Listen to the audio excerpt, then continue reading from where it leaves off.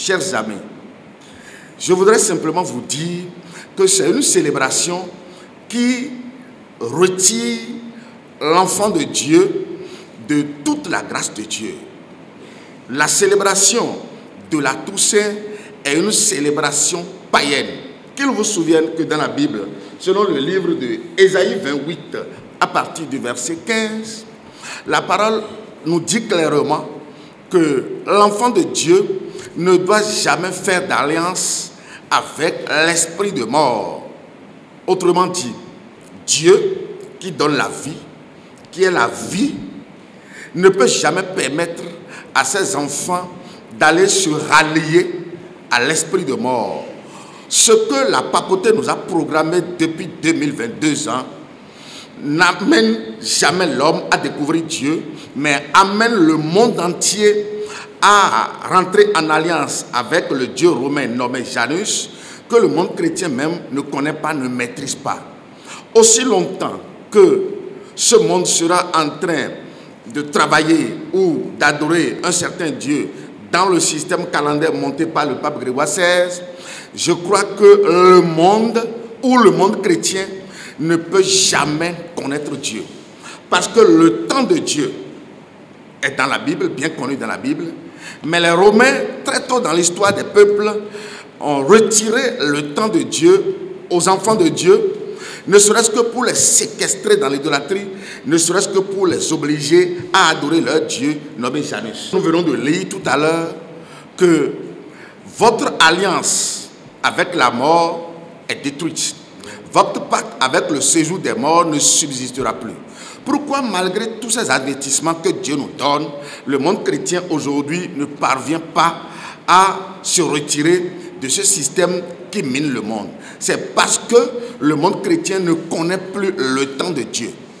Alors que le temps est un grand conducteur plus que les fils électriques. Dieu ne permet jamais à quelqu'un sur la terre de modifier le temps.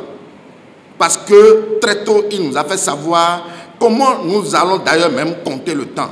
Dans le livre de Genèse 1, à partir du verset 14, il a dit: j'ai placé des luminaires dans le ciel pour vous servir de témoins pour compter les jours, les années, les époques et tous les moments.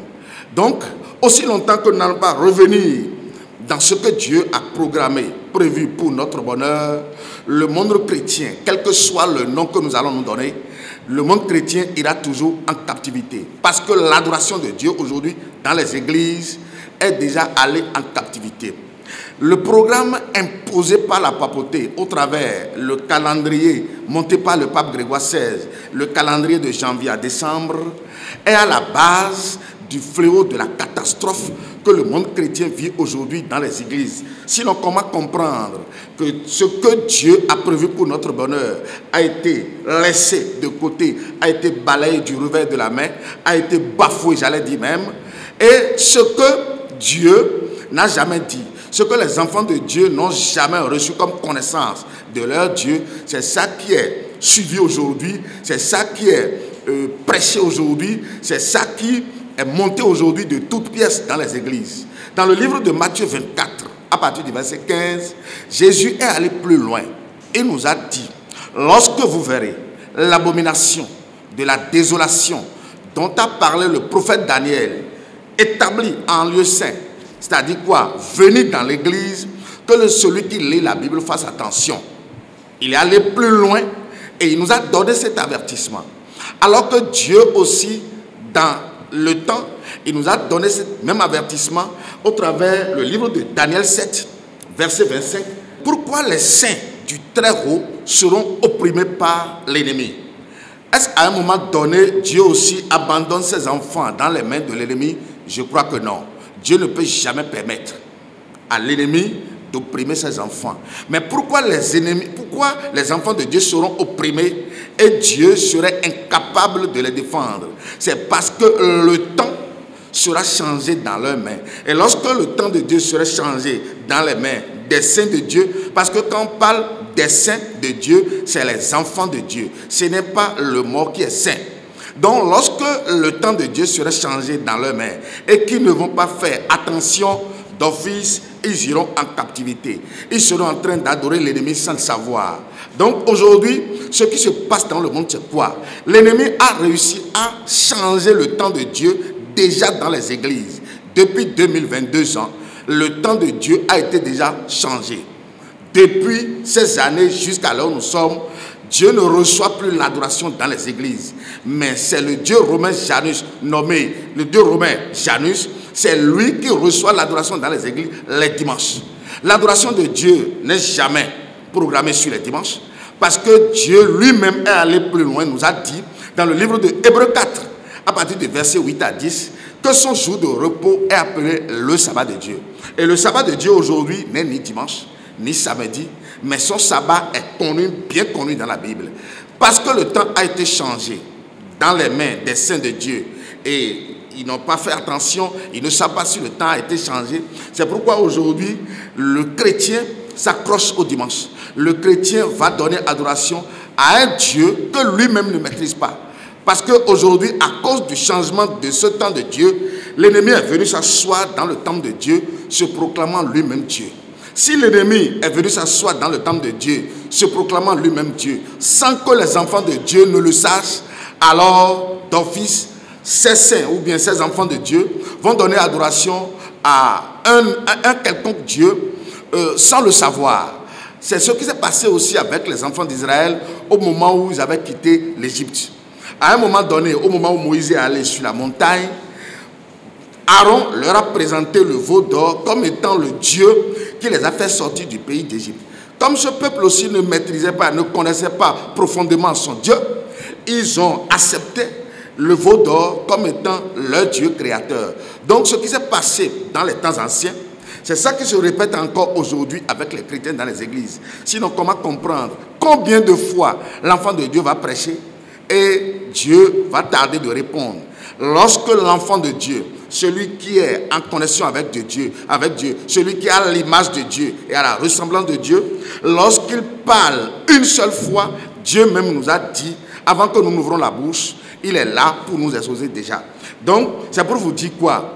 Ce qui s'est passé depuis 2022 ans a convergé toute la création à aller adorer le Dieu romain Janus. C'est pourquoi celui qui a célébré le 1er janvier ne doit pas fuir la célébration de la Toussaint.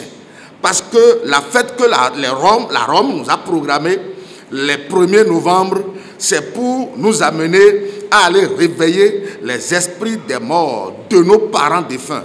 Et lorsque ces esprits de mort viennent recevoir l'adoration, c'est ces esprits de mort qui viennent verser du sang en décembre, en janvier, tous ces cas, tous ces fléaux que nous observons, tous ces cas d'accident, tous ces fléaux d'incendie, tout ce que nous observons, la catastrophe que le monde vit de novembre en janvier, où on dit que c'est Dieu qui est en train de faire d'inventaire. Je vous le dis, Dieu ne peut jamais faire d'inventaire avec le sang humain. Dieu ne peut jamais s'amuser avec le sang humain parce qu'il a fait l'homme à son image et à sa ressemblance. La catastrophe qui se passe en ces fins d'année romaines, c'est les esprits de mort que la papauté nous oblige à réveiller au travers de la célébration de la Toussaint. Ce sont des esprits de mort qui viennent semer du désordre sur la terre pour tuer les innocents. Pour tuer les innocents. C'est pourquoi, à la fin de cette période de fête, il y a beaucoup de choses qui se passent et le monde chrétien même ne s'en rend pas compte. Donc c'est pour vous dire que la Toussaint qui est programmée pour le monde chrétien, qui est devant nous, ne doit pas être célébrée. Parce que quand on parle de saint, on parle de celui qui connaît Dieu, celui en qui réside l'Esprit de Dieu. Parce que dans le livre de 1 Corinthiens 3, versets 16 à 17, la parole nous dit: ne savez-vous pas que vous êtes le temple de Dieu et que l'Esprit de Dieu habite en vous? Celui qui détruit le temple de Dieu, Dieu le détruira. Car le temple de Dieu est saint et c'est ce que vous êtes. Autrement dit, le temple de Dieu aujourd'hui, c'est l'homme qui connaît Dieu, qui arrive à donner adoration à Dieu. C'est lui qui est saint. Ce n'est pas le mort qui est saint. Pourquoi les Romains nous ont volé ce titre? Pourquoi les Romains nous ont volé ce statut? Parce que lorsqu'on vous appelle saint, saint, saint, toute la création obligatoirement doit venir vous donner adoration. C'est pourquoi Dieu, au départ, avait créé l'homme naturellement saint. Dieu n'avait pas créé l'homme en tant que pécheur, parce que le péché avait rattrapé l'homme dans la suite des temps. Au moment où Dieu disait, j'ai fait l'homme à mon image, à ma ressemblance. Si Dieu a fait l'homme à son image, à sa ressemblance, et que Dieu lui-même est très saint, je crois que l'homme ne serait jamais créé dans un état de péché. Alléluia. Donc, nous devons savoir que ce que la Rome nous a programmé, c'est pour nous amener à être idolâtres davantage. Et celui qui, dans ce monde, n'arrive pas à discerner le vrai Dieu créateur, n'arrive pas à lui donner adoration, celui-là, il est idolâtre. Et celui qui est idolâtre ne peut jamais bénéficier de la grâce de Dieu. Lisez-moi le livre de 1 Thessaloniciens 2 Thessaloniciens 2, versets 3 à 4. Pourquoi l'adversaire a réussi à venir s'asseoir dans le temple de Dieu? On n'a pas dit le temple de Satan. L'ennemi a réussi jusqu'à venir s'asseoir dans le temple de Dieu, se proclamant lui-même Dieu. Posons-nous la question. Qui lui a donné cette autorité? Qui lui a donné cette permission? Est-ce Dieu lui-même? Est-ce lui-même Dieu créateur du ciel et de la terre? Est-ce lui-même qui a donné cette occasion à l'ennemi de venir s'asseoir dans le temple de Dieu pour se proclamer lui-même Dieu? Ou au travers le changement de temps qu'il a opéré sans que les enfants de Dieu ne le sachent? C'est au travers le changement du temps. Parce qu'il s'est déclaré Dieu pour recevoir adoration les dimanches dans les églises.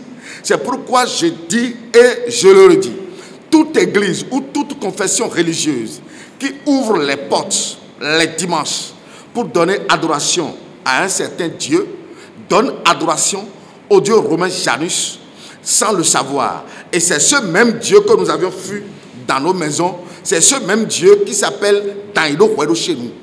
Donc, le système calendaire monté par le pape Grégoire XVI, le système de janvier à décembre, de lundi à dimanche, converge le monde entier à donner adoration au démon romain nommé Janus. Donc, chers amis, je vous lance cet appel et je dis et je le redis, ne rentrez jamais dans la célébration de la Toussaint. Parce que si vous le faites, vous êtes en train de combattre contre votre Créateur sans le savoir. Et vous êtes en train de réveiller les esprits de mort de vos maisons contre vous-même. Alors que celui qui vit, il est dans un maillon diamétralement opposé à celui qui ne vit plus. La vie et la mort ne peuvent jamais emprunter le même chemin. Donc c'est pour vous dire simplement que la célébration de la Toussaint ne vient pas de Dieu. La fête de la Toussaint ne vient pas de Dieu. Dieu a seulement 3 fêtes qui sont la vraie Pâque, qui est différente de la Pâque de dimanche, la vraie Pentecôte, qui est différente de la Pentecôte de dimanche, et la fête des tabernacles que nous venons de lire dans la Bible, qui autrefois d'ailleurs était appelée, parce que la Pentecôte, c'est avec l'avènement du Saint-Esprit que cette fête a changé de nom pour s'appeler désormais Pentecôte. Autrefois, au temps de la loi, elle s'appelait la fête des semaines. Donc, chers amis, si vous êtes un être humain, parce qu'aujourd'hui, je ne veux pas parler de confession religieuse, je veux lancer cet appel à tous les êtres humains, à moins que vous ne soyez un animal. Si vous êtes un être humain, vous devez savoir que vous avez un créateur direct absolu qui est Jésus-Christ, qui ne vous permet jamais d'aller à cette célébration. Si vous le faites, vous devez savoir tranquillement que vous êtes en train de vous lever contre lui sans le savoir. Donc voilà de façon grosso modo ce que je peux vous dire, surtout concernant la célébration romaine païenne